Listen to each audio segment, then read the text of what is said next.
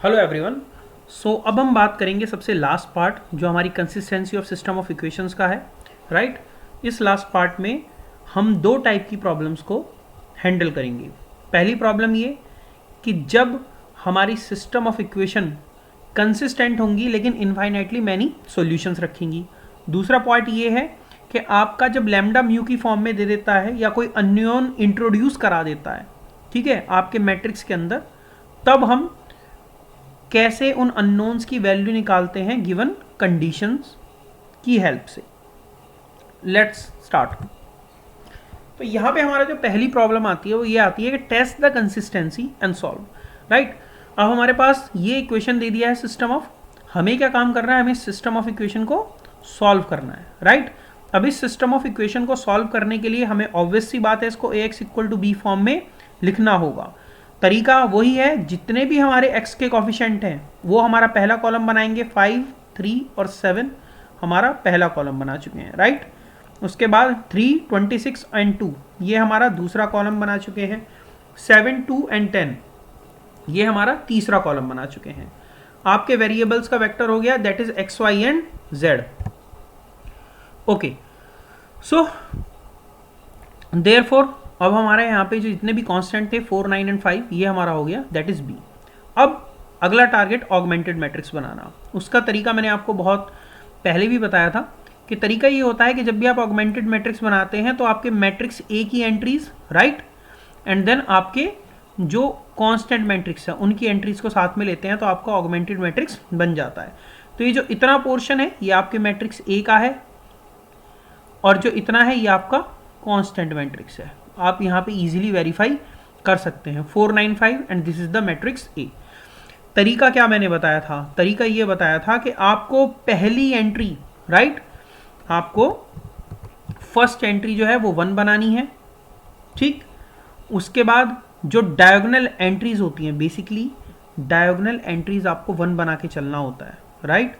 अब यहाँ पे हमारा अगला काम क्या है, मैं ये जो डायगोनल बन रहा है, देखो मेरा ये प्रिंसिपल डायगोनल नहीं है लेकिन डायगोनल है, राइट। तो मेरा टारगेट क्या है, सबसे पहले इस एंट्री को 1 बनाना। इस एंट्री को 1 बनाने का देखो तरीके मैंने 2 बताए थे। क्या पहला तरीका था, पहला तरीका ये था कि अगर नीचे कहीं 1 हो तब रोज को रिप्लेस करके 1 बना लो। यहां पे हमारा ना तो यहां पे 1 है और ना ही हमारा ये 1 है, तो अब हमारी मजबूरी हो गई है कि हम इस पूरी की पूरी रो को 5 से डिवाइड करेंगे, राइट। तो हम पूरी की पूरी रो को किससे डिवाइड कर देंगे, 5 से। तो मैंने R1 जो मेरी पहली रो है उसमें ये ऑपरेशन लगाया कि मैं R1 को डिवाइड कर रहा हूं 5 से। जैसे ही मैं R1 को 5 से डिवाइड कर देता हूं तो मेरे पास देखो क्या बचा, मेरे पास ये तो हो गया 1, ये 3/5, 7/5 एंड 4/5। नेक्स्ट बाकी मेरी R2 में कोई चेंज नहीं था, वो मैंने एज इट इज़ लिख दी, और उसके बाद मेरी R3 में कोई चेंज नहीं था, वो मैंने एज इट इज़ लिख दी। अगला टारगेट क्या है मेरा भाई, अगला टारगेट है मेरा कि मैं क्या करना है, मेरे को इन दोनों एंट्रीज को क्या बनाना है, इसको भी 0 बनाऊंगा मैं और इस वाली एंट्री को भी क्या बनाऊंगा, 0। तो उसका तरीका क्या है भाई, मैं R2 में, क्योंकि मुझे इस एंट्री को 0 बनाना है, राइट, तो मैं R2 में ये ऑपरेशन लगा रहा हूँ या इस तरीके से चेंज करूंगा कि मैं R2 में से माइनस कर दूं 3 टाइम्स ऑफ R1। ये चीज़ क्लियर। अब मैं तुम्हें एक ऐसा तरीका बता रहा हूं, अगर तुम इस तरीके से इस प्रॉब्लम को सॉल्व करोगे कभी जीवन में तुम्हारा मैट्रिक्स का क्वेश्चन गलत नहीं होगा, ठीक। अब ध्यान देना, सबसे पहले R2 को लिख लो खुला खुला। R2 की तुम्हारा क्या हो गया, 3, राइट। फिर उसके बाद तुम्हारा 26 खुला खुला लिख लेना, आपके पास रफ पेजेस होते हैं एग्जाम कॉपी में। फिर आता है आपका नेक्स्ट 2 और अगला आपका आ गया 9, खुला खुला लिख लिया, कोई दिक्कत। उसके बाद R1 जो है ना उसमें 3 से मल्टीप्लाई कर करके लिख दो। अगर मैं 1, ये मेरा R1 है, 1 में 3 से मल्टीप्लाई करता हूँ मेरा क्या आ जाएगा, 3, ठीक। उसके बाद 3/5 में मैं 3 से मल्टीप्लाई करता हूँ मेरा 9/5 आ जाएगा, ठीक। उसके बाद मैं 7/5 में 3 से मल्टीप्लाई करता हूँ तो मेरा 21/5 आ जाएगा। और नेक्स्ट जो मेरा है दैट इज 4/5, इसमें मैं 3 से मल्टीप्लाई करता हूँ तो मेरा 12/5 आ जाएगा, ठीक है। मुझे क्या करना है, R2 में से, अब सीधी सी बात यहाँ देखो, ये मेरी है R2, क्लियर। और ये मेरी है 3 ऑफ R1। बात क्लियर। और मुझे R2 में से क्या करना है, 3 ऑफ R1 को क्या करना है, माइनस करना है। तो जब हम माइनस करते हैं तो हमने 6th क्लास में पढ़ा था, हम सारे साइन क्या करते हैं, बदल देते हैं। ओके, तो इससे क्या हो गया, ये तो मेरा आ गया यहाँ पे 0। देखो पहली एंट्री क्या आ गई मेरी, 0। ठीक, अब यहाँ पे एक चीज़ ध्यान देना, 26 में से मुझे माइनस करना है 9/5। तरीका क्या, डिनोमिनेटर सेम बनाओ, 5 से यहाँ गुणा और 5 से भाग कर दो। तो इसको जब सॉल्व करोगे तो तुम्हारा आ जाएगा 130 - 9/5, दैट विल बी 121/5। ठीक, उसके बाद नेक्स्ट आप 2 में से माइनस करोगे 21/5। तो मेरा क्या तरीका था, मैंने 5 से गुणा कर ली और 5 से कर लिया भाग। ठीक, तो नेक्स्ट मेरे को क्या आ गया, 5 2 10। तो 10/5 में से 21/5 गया तो माइनस का 11/5 बच गया। फिर मेरा यहाँ पे क्या, 5 से मल्टीप्लाई एंड नेक्स्ट 5 से ही मैंने क्या कर लिया, डिवाइड कर लिया। तो क्या हो गया मेरा, 35/5 में से मैं माइनस कर रहा हूँ 12/5। तो ध्यान देना, ओ सॉरी 45, 9 5 45, 45/5 में से मैं माइनस कर रहा हूँ 12/5, तो मेरा आ जाएगा 33/5। और यही मेरी अब जो आई नई R2 है, राइट। और देखो यही मेरी न्यू R2 बन के आई। ठीक, सिमिलरली आप अगली बार इस वाले को जो R3 माइनस, अब देखो सिमिलरली मैं इस वाले ऑपरेशन को लगा रहा हूं। ठीक, तो मैं एक काम कर दूं, इस वाले ऑपरेशन को लगाने से पहले ये सारा हटा दूं यहां से। ठीक है, मैं यहां से सारा का सारा हटा रहा हूं।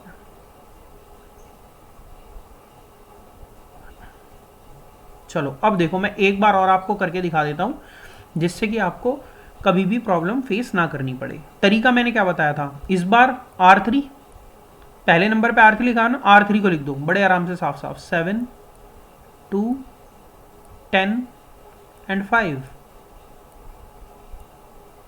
ठीक, 7 टाइम्स ऑफ R1, राइट। यहां मैंने पे क्या लिखा, पहले R3 लिखा, मुझे 7 टाइम्स ऑफ R1 लेना है। ये सारा काम जब आप रफ में करोगे ना, ज़्यादा टाइम नहीं लगता है, बहुत आराम से हो जाएगा, सवाल कभी गलत नहीं होगा आपका, ये मैं 100% कॉन्फिडेंटली आपको बोल सकता हूँ। ठीक है, तो अब 7 टाइम्स ऑफ R1 ले रहे हो, दैट मीन्स आपका क्या हो जाएगा, आपका हो जाएगा R1, देखो ये रही R1, ये जहाँ मेरा कर्सर है ये है मेरी R1। ठीक, करो 7 7 3 21, 7 7 49, राइट, और 7 4 28, एंड देन ये हो गया आपका। ठीक भाई, सीधी सी बात है, हमें इन दोनों को माइनस करना है, ये कटा 0 हो गया, सारे साइन चेंज हो जाएंगे। पहले तो मेरे सारे साइंस चेंज हो गए, सारे साइन चेंज होने के बाद ये तो मेरा आ गया 0। ठीक है, और देखो ये रहा ऑलरेडी 0। ठीक, अब मेरा यहाँ 21/5 है, तो एक काम करो, 5 से गुणा 5 से भाग। ऐसे ही 49/5 है, तो 5 से गुणा 5 से भाग कर दो भैया, 5 से मल्टीप्लाई 5 से डिवाइड। ऐसे ही 28/5 है, 5 से मल्टीप्लाई करो और 5 से कर दो डिवाइड। अब तुम्हें माइनस करने में कभी प्रॉब्लम नहीं होगी भाई। 10 में से 21 गया, बचा कितना, माइनस का 11/5। ठीक, उसके बाद 50 में से 49 गया, बचा 1/5 प्लस का, क्योंकि पॉजिटिव साइन हमारा बड़ा है। उसके बाद मेरा 25 में से 28 गया, बचा कितना, 3/5, और बड़ा कौन सा है, 28, तो इसलिए साइन ज़्यादा वाला। तो यहाँ पे हमारी ये कौन सी रो आ गई, ये हमारी बन के आ गई R3। और देखो यही तो काम किया मैंने, यहाँ पे ये निकल के आ गई R3। तो इस तरीके से आपको बेसिकली काम को करना है, सो दैट कि आपके क्वेश्चन कभी गलत ना हो। ठीक, अब मेरे पास क्या आ गई, ये रोज आ गई। अगला टारगेट मेरा क्या था, अगला टारगेट था मेरा, मुझे इसको बनाना क्या है, इस वाले को मुझे क्या बनाना है, 1 बनाना है। शुरुआत में मैंने आपको बताया यही तो था ना, जो हमारी प्रिंसिपल डायगोनल है, देखो यहाँ पे ये जो ऊपर बताया था, ये मैंने ये बताया था ना कि आपकी जो डायगोनल एंट्रीज हैं वो हमारी क्या होनी चाहिए, 1 बनानी है हमको, और उससे नीचे की बनानी है क्या, 0। मैं हर वीडियो में ये आपको बताता आया हूँ, ठीक है। तो अब मैं आगे बढ़ता हूँ, मुझे इसको 1 अगर बनाना है तो 5/121 से मुझे पूरी की पूरी रो में मल्टीप्लाई करनी पड़ेगी, ठीक। अब देखो यहाँ पे मैं फिर से इरेजर लेके इसको क्या कर देता हूँ, इरेज कर देता हूँ, लो भैया, ठीक। चलो अगला आगे बढ़ते हैं, ठीक है। अब देखो यहाँ पे मुझे करना क्या है भैया, मैं क्या कर रहा हूँ, 5/121 से मल्टीप्लाई करनी है। अब देखो R2 तरीका वही, R2 लिख लो बड़े आराम से। R2 क्या है आपकी 121/5, राइट। ये फिर हो गया माइनस का 11/5, राइट। और ये हो गया 33/5। भाई ये तो 0 है, इसको लिखो ना लिखो तुम्हारी इच्छा, ठीक है। लो मैंने 0 भी लिख दिया। आपको क्या करना है, 5/121 से बाई 0 में किसी की मल्टीप्लाई करो, वो 0 ही रहेगा। मैंने 5/121 से यहाँ मल्टीप्लाई कर दी, उसके बाद यहाँ भी 5/121 से कर दी मल्टीप्लाई, और यहाँ भी मैंने 5/121 से मल्टीप्लाई कर दी, क्योंकि मैंने ऑपरेशन ही ये लगाया है 5/121। अब यहाँ देखो 121 से 121 गया, 5 से 5 गया, ये तो पूरा बच गया 1। 11 से 121 11 टाइम्स डिवाइड हो गया, 5 से 5 गया तो माइनस का 1/11। उसके बाद 11 3 ज़ा 33, और यहाँ से 11 टाइम्स 121 गया, 5 से 5 गया तो ये बचा 3/11, 3/11, राइट। और देखो यही मेरी एंट्रीज हैं, ये देखो यहाँ पे 0 1 माइनस 1/11, ये देखो 0 1 माइनस 1/11 और 3/11, और यही मेरी एंट्रीज निकल के आ गई, ठीक। अब मुझे क्या बेनिफिट मिला, मुझे ये बेनिफिट मिल गया कि चलो भाई मेरी जो एंट्रीज थी ना, ये मेरी एंट्री बन गई 1। अब जैसी मेरी ये वाली एंट्री बन गई 1, अब इसके 1 बन जाने के बाद वही तरीका इसके नीचे का क्या बनाना है, 0। 0 बनाने का तरीका क्या है, मैं R3 में इस तरीके से चेंज कर रहा हूँ कि मैं 11/5 R2 को उसमें ऐड कर लेता हूँ। तो जैसे 11/5 R2 आप लोग करेंगे तो आपकी जो बेसिकली R3 क्या हो जाएगी, ये पूरी की पूरी हो जाएगी 0, ठीक। अब ये आपको करके देखना है, क्योंकि मैं ऑलरेडी 2 बार सिखा चुका हूँ, वीडियो बहुत लंबी हो जाएगी, आप रिवाइंड करके फिर से सीख के इसको अप्लाई कीजिएगा तरीके को, राइट। अब यहाँ पे आप देखते हो तो ये पूरी की पूरी क्या हो जाएगी, 0 हो जाएगी।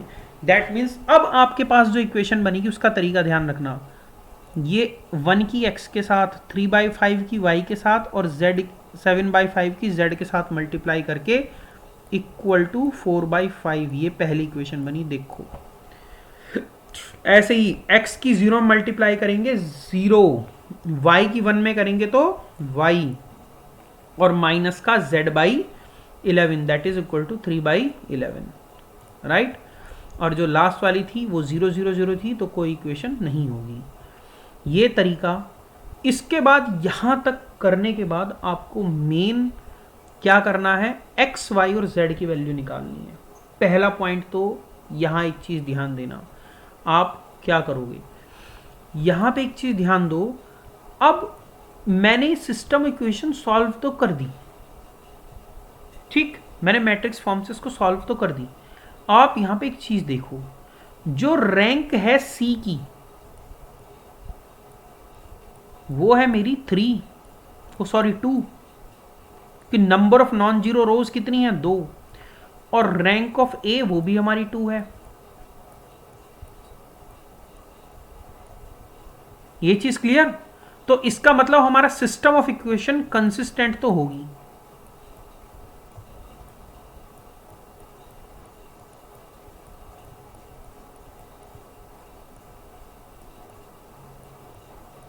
राइट। बट यहां पे मेन चीज क्या है, ये नंबर ऑफ वेरिएबल्स आपके कितने हैं, नंबर ऑफ वेरिएबल्स हैं आपके 3, तो यूनिक सॉल्यूशन नहीं रखेगी, इनफाइनाइट मैनी सॉल्यूशन रखेगी।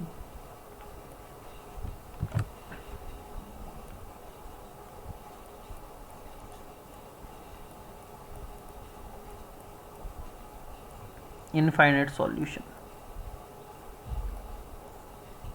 बस यही मेन पॉइंट है। अब देखो यहां से इससे आगे क्या करा, here number of equations 2, okay, number of equations 2, number of variable 3। तो अब यहां पे आपको क्या निकालना पड़ेगा, फ्री वेरिएबल। फ्री वेरिएबल निकालने का तरीका क्या होता है, नंबर ऑफ वेरिएबल में से नंबर ऑफ इक्वेशन घटा दो, यानी कि एक फ्री वेरिएबल मानना है ना। वो फ्री वेरिएबल मान लिया हमने, लेट z इक्वल टू के हमारा क्या हो गया, फ्री वेरिएबल। उस सिचुएशन में आप अगर y निकालोगे तो देखो यहां से अगर y निकालते हो तो y इक्वल टू क्या हो जाएगा, k/11 that is equal to 3/11। इसको उठा के इधर ले जाओगे तो 3/11 प्लस k/11 हो जाएगा, तो ये हो गया y equal to 3/11 plus k/11। Okay, तो आपकी y की वैल्यू होगी 3 प्लस k/11। उसके बाद नेक्स्ट आप x की वैल्यू निकाल लोगे, उठा के z की और y की वैल्यू इक्वेशन इस वाली में रख देना, राइट। तो यहां से आपकी क्या निकल के आ जाएगी, x की वैल्यू, और वो x की वैल्यू आपकी निकल के आ जाएगी 4/5 माइनस 7/5 के माइनस 3/5 3 प्लस k/11। इससे आगे सॉल्व करने की जरूरत नहीं है, यहीं छोड़ देना, पूरे नंबर मिलेंगे, कोई नंबर आपके नहीं काटेगा, ठीक। तो यहां पे आपका इनफाइनाइटली मैनी सॉल्यूशन कब होते हैं, ठीक है, जब आपकी रैंक ए की और सी की इक्वल हो पर नंबर ऑफ वेरिएबल के इक्वल ना हो, सबसे बड़ी बात, तब क्या होता है आपका इनफाइनाइटली मैनी सॉल्यूशन होते हैं। क्यों होते हैं, के की वैल्यू नंबर ऑफ इनफाइनाइट होती है, यानी कि के की कोई भी वैल्यू रख लो, आपका उसी वैल्यू पे सॉल्यूशन निकलेगा। के इक्वल टू 0 लिखोगे तो सॉल्यूशन, के इक्वल टू 1 रखोगे तो सॉल्यूशन। तो अनंत वैल्यू है जो के की आप रख सकते हैं, इनफाइनाइट नंबर ऑफ वैल्यूज हैं और इनफाइनाइट ही सॉल्यूशन निकलते चले जाएंगे। खैर, अब हम बढ़ते हैं इससे अगले टाइप की तरफ, सबसे important type, investigate the value of lambda and mu so that the equations, ये आपकी इक्वेशंस दे दी, लैम्डा और म्यू की वैल्यू आपको क्या करनी है, इन्वेस्टिगेट करनी है, ठीक है। और आपको ये बताना है कि आपका ये जो सिस्टम ऑफ इक्वेशन में अगर नो सॉल्यूशन हो तब लैम्डा की और म्यू की क्या वैल्यू होगी, यूनिक सॉल्यूशन में लैम्डा और म्यू की क्या वैल्यू होगी, और इनफाइनाइट नंबर ऑफ सॉल्यूशन में लैम्डा और म्यू की क्या वैल्यू होगी, राइट। अब यहां ध्यान दो, सबसे पहले मैंने क्या करा, इस सिस्टम ऑफ इक्वेशन को ax इक्वल टू बी की फॉर्म में लिख लिया, ठीक। ax इक्वल टू बी की फॉर्म में लिखने का तरीका क्या है, 272 पहला कॉलम, थोड़ा छोटा कर लेते हैं, 272 मेरा पहला कॉलम बन गया, 333 दूसरा कॉलम, और 5 - 2 लैम्डा, 5 - 2 लैम्डा, ये मेरा तीसरा कॉलम बन गया, ठीक। उसके बाद मेरे वेरिएबल XYZ, और उसके बाद 98 म्यू। ये चीज़ क्लियर। तो मैंने यहाँ पे क्या किया, अपने सिस्टम ऑफ इक्वेशन को ax equal to B form में लिख लिया। अब अगला टारगेट वही ऑगमेंटेड मैट्रिक्स, वो मैंने बना लिया। मैंने ए की सारी एंट्रीज ले ली, कांस्टेंट मैट्रिक्स की सारी एंट्रीज ले ली, तो मेरा ऑगमेंटेड मैट्रिक्स भी बन गया। इसके बाद मेरा अगला टारगेट क्या होता है, वही मेरा टारगेट, जो मेरी ये डायगोनल एंट्रीज हैं इनको 1 बनाऊंगा मैं, ठीक। चलो डायगोनल एंट्रीज को क्या बनाऊंगा, 1, ठीक। चलो, तो अगर मुझे इसको 1 बनाना है तो पूरी की पूरी को किससे डिवाइड करना पड़ेगा, 2 से। तो जैसे ही मैंने 2 से डिवाइड करा, ये हो गया 1, ये 3/2, 5/2 और ये वाली 9/2, ठीक है। वही मैंने यहाँ पे कर दिया। बाकी इस वाली में कोई चेंज नहीं होगा, इस वाली में कोई चेंज नहीं होगा, ठीक। इससे बाद आगे बढ़ते हैं। अब आपको 0 किस किस को बनाना है, सॉरी, चलो अब आपको 0 किस किस को बनाना है, आपको 0 बनाना है, दैट इज इसको, और इसको आपको क्या बनाना है, 0 बनाना है। वही तरीका, 0 बनाने का तरीका क्या है कि मैं R2 में इस तरीके से चेंज करूंगा कि मैं R2 में से माइनस कर दूंगा 7 टाइम्स ऑफ R1, ठीक। और R3 में इस तरीके से चेंज करूंगा कि मैं R3 में से माइनस कर दूंगा 2 टाइम्स ऑफ R1, ठीक। अब देखो यहाँ पे, तो मेरे पास क्या हो गया वैल्यू, 1, 3/2, 5/2 और 9/2। इसके बाद आपको ऑपरेशन लगाना है। ऑपरेशन जब आप लगाएंगे देखो कैसे लगाएंगे भैया, जैसे ही आप R2 में से 7 टाइम्स ऑफ R1 माइनस करेंगे तो यार हमारा पहले वाला ये क्या हो गया 0। ठीक, अब उसके बाद R2 मेरी कितनी है, यहाँ पे 3 थी, तो मैं 3 में से जब माइनस करूंगा 7 टाइम्स ऑफ R1 यानी कि 21/2, दैट मीन्स 2 से गुणा 2 से भाग 6, तो 21 में से 6 गए, बचे कितने 15/2 यानी कि 15/2 बचा साइन माइनस का, तो -15/2। सिमिलरली अगली एंट्री होगी 39/2 और उससे अगली एंट्री 49/2, राइट। उसके बाद नेक्स्ट जब मैं R3 में से माइनस करूंगा 2 टाइम्स ऑफ R1, ठीक, 2 में से 2 गई 0, 3 2 जा 6। अब यहां ध्यान देना 3/2 है, यानी कि मैं 3 में से माइनस करूंगा, R3 में से माइनस कर रहा हूं ना, 3 में से माइनस कर रहा हूं, 3/2 मल्टीप्लाई बाई 2, इसकी वैल्यू आ गई मेरी 0। ठीक, तो ये भी 0, ये भी 0, अगली वैल्यू हो जाएगी लैम्डा -5 और उससे अगली म्यू -9। इस स्टेप तक जब आप पहुंच गए, यहां से मेन ट्रिक्स शुरू होगी।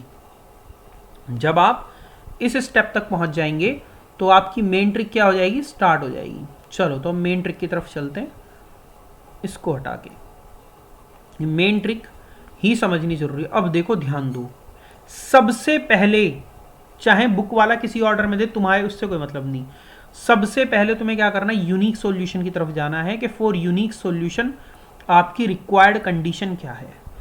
आपकी ए की रैंक, आपकी सी की रैंक जो ऑगमेंटेड है, और आपके नंबर ऑफ वेरिएबल क्या होने चाहिए, इक्वल।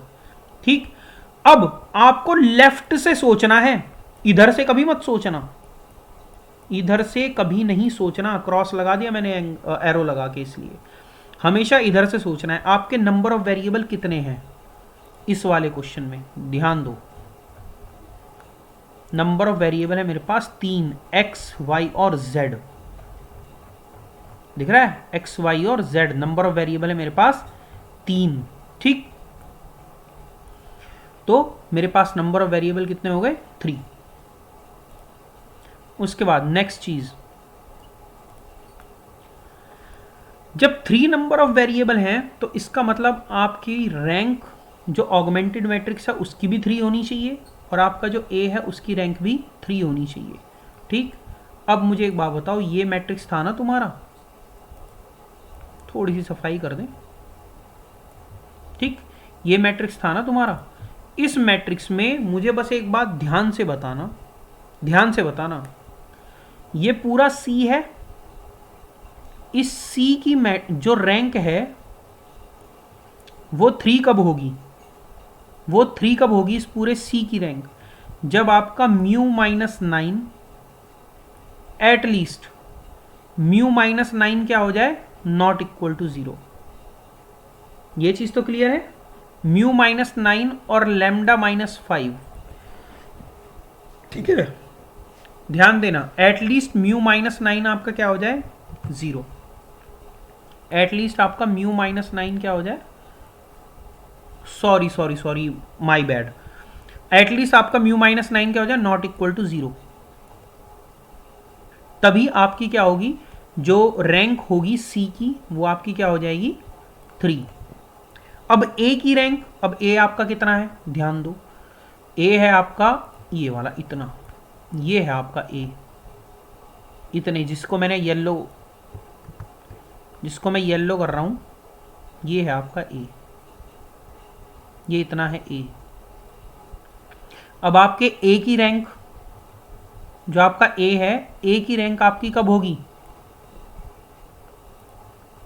3, जब आपके लैम्डा -5 की वैल्यू नॉट इक्वल टू 0 हो जाए। वही कंडीशन मैंने ली, lambda -5 is not equal to 0, that means lambda is not equal to 5, और mu -9 is not equal to 0, that means आपका mu is not equal to 9। पहला पार्ट खत्म हो गया। सो इजी, हल्का सा सोचना है और ज़्यादा कुछ नहीं सोचना। ठीक, आगे बढ़ते हैं। दूसरा, फॉर इनफाइनाइटली मैनी सॉल्यूशंस, कि इनफाइनाइट नंबर ऑफ सॉल्यूशन होते हैं, तब उस सिचुएशन में क्या होता है भाई, इनफाइनाइटली मैनी सॉल्यूशन के लिए क्या कंडीशन होती है, rank of A rank of C बराबर होनी चाहिए लेकिन नंबर ऑफ वेरिएबल के इक्वल नहीं होनी चाहिए। तो नंबर ऑफ वेरिएबल तो मेरे 3 है, तो 3 के इक्वल ना हो। अब मुझे एक चीज़ ध्यान से बताना, इस मैट्रिक्स को देखो, ये देख रहे हो,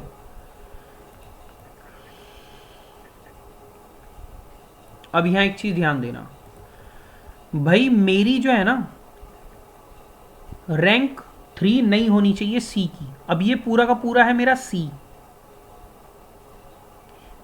की रैंक जो है वो 3 के इक्वल कब नहीं होगी, जब ये भी 0 हो जाए और ये भी 0 हो जाए। बात ठीक है? तो दैट मीन्स आपका lambda -5 should be equal to 0 and mu -9 should be equal to 0। That means आपके यहां से लैम्डा की वैल्यू कितनी आ जाएगी 5 और आपके म्यू की वैल्यू कितनी आ जाएगी 9। और यही हमारी दूसरी कंडीशन, देखो ये हो गई म्यू की 9 और लैम्डा की 5। अब तीसरा जो आता है फॉर नो सॉल्यूशन, वो भी बहुत आसान है, वो भी आप लोग एक ही पॉइंट में देख के निकाल लोगे। हाँ, एक चीज याद रखना, यहां पे आपको ए की देखने की जरूरत नहीं है, खाली सी की देख के पता लग जाएगा। ओके, अब यहां पे आपको थर्ड पॉइंट है नो सॉल्यूशन। नो सॉल्यूशन के लिए भाई आपकी रिक्वायर्ड कंडीशन क्या होती है, आपकी दोनों रैंक बराबर नहीं होनी चाहिए। नो सॉल्यूशन के लिए rank of C should not be equal to rank of A. ठीक है, ये हमारी नो सॉल्यूशन की कंडीशन होती है। अच्छा, अब मुझे एक बात बताओ, इसको देखने का तरीका बड़े ध्यान से सुनना। Rank of C rank of A के बराबर कब नहीं होगी, वो तब नहीं होगी अगर सी की तो रैंक 3 हो जाए और ए की रैंक 2 हो जाए। ध्यान देना, सी की रैंक 3 हो जाए और ए की रैंक क्या हो जाए 2। अगर तुमने गलती से भी, एक चीज याद रखना, अगर तुमने गलती से भी ऑगमेंटेड मैट्रिक्स की रैंक 2 देख ली और ए की रैंक 3, तो ये गलत हो जाएगा। वो इसलिए गलत हो जाएगा क्योंकि अगर ए की रैंक आपकी 3 हुई तो यानी कि लैम्डा -5 भी 0 नहीं होगा, और अगर लैम्डा -5 0 नहीं हुआ तो तुम सी को भी अगर लोगे ना पूरे के पूरे को, तो उसमें नंबर ऑफ नॉन जीरो रोज 3 ही आएंगी। तो कभी भी ऐसा नहीं होगा कि, कभी भी ऐसा नहीं होगा, याद रखना, कि आप की जो रैंक है ए की, ध्यान देना, हमेशा जो ए की रैंक है ना वो या तो कम होगी या इक्वल होगी ऑगमेंटेड मैट्रिक्स की रैंक से। ये अपने बात दिमाग में अच्छे से बिठा लेना, कभी भी बड़ी नहीं हो सकती। ठीक है, चलो, बस आपको करना क्या है, आपकी rank of A, rank C की कितनी हो जाए 3 और आपकी ए की हो जाए 2। और भैया सी की 3 और ए की 2 करने के लिए आपको सीधी सी फंडा है, लैम्डा, ये लैम्डा -5 तो क्या होना चाहिए 0 और म्यू -9 आपका क्या होना चाहिए नॉट इक्वल टू 0। अब देखो मैंने यही कर रखा है, lambda -5 should be equal to 0, ठीक है, और mu -9 should not equal to 0। ठीक, तो यानी कि ये जो लास्ट वाला है ये कभी भी 0 नहीं होना चाहिए, और ये जो लैम्डा -5 है ये आपका क्या होना चाहिए 0 होना चाहिए। और मैंने इसी कंडीशन को लेके लैम्डा की वैल्यू 5 पे और mu is not equal to 9 पे आपका क्या होगा, सॉल्यूशन एग्जिस्ट नहीं करेगा। ठीक, तो ये था आपका कंसिस्टेंसी का पूरा पार्ट, पोर्शन खत्म हो चुका है। आइगन वैल्यूज और आइगन वेक्टर के ऊपर मैं 2 लेक्चर्स बनाऊंगा और मोस्ट प्रोबेबली आपको आज ही मैं वो लेक्चर शेयर कर दूंगा। So basically this is my humble request कि प्लीज़ आप लोग लेक्चर को क्या कीजिए, लाइक ज़रूर कीजिए।